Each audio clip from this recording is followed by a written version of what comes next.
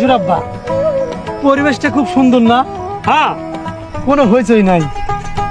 জামাই বলছিলাম কি অনেকদিন শ্বশুর বাড়িতে আচ্ছা, কিন্তু ব্যবসার খবর টবর কি?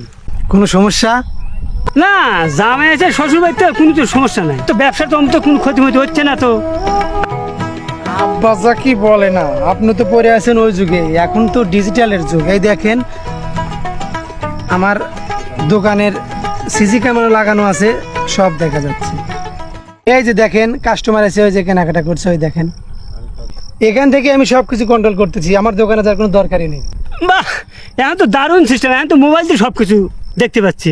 জামাই আছে শ্বশুর বাড়িতে, মেলাজন মেলা কথা বলে, এই আর কি। কে বলছে এটা? ওনাকে আমার সাথে কথা বলতে বলে। কে বলছে? না না বাবা, তোমার যতদিন ইচ্ছে থাকার মতন তুমি থাকো বাবা, থাকো। সেটাই তো কথা। না, তোমার মা বাবা করেন ধরে দেখো না বাবা, তুমি যা দেখে এসো বাবা। ও তাই তো আব্বা, আপনি এইবার তো একটা মনের কথা বলছেন। দাঁড়ান, তুমি এখনই আমার আব্বাকে একটু 1 মিনিট ফোন দে। এবার ভান কাম হচ্ছে। আসসালামু আলাইকুম। আব্বা কেমন আছেন? শরীর স্বাস্থ্য ভালো আছে? মা কই? মার কাছে দেন তো। আম্মা ভালো আছেন?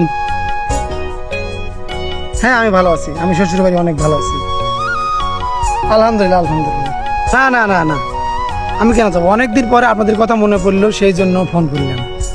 আপনারা এসে ঘুরে যান, আমার শ্বশুর বাড়ি এসে আপনি ঘুরে যান, দুজনে আসেন, আপনারা দুজনে এসে ঘুরে যান। ফোন করছিলাম, চলে আসতেছে। বাবা বাড়িতে আর কেউ নাই? ও আব্বা ভালো কথা মনে করছেন, আছে আছে। আব্বা ওই সাদিয়ার সাথে করে নিয়ে আসো, ওর স্কুল তো 1 মাস ছুটি আছে, ওর সঙ্গে করে নিয়ে এসো। চলে আসতেছে। আসুক, আচ্ছা শুধু যা আছে সবাই আসুক, সবাই একসাথে থাকবো। আব্বা চলে গেলেন নাকি? তোমার বাপ মা আসছে তো, রঙ্গু বাজারে বাজার হয়ে আমি থাকো।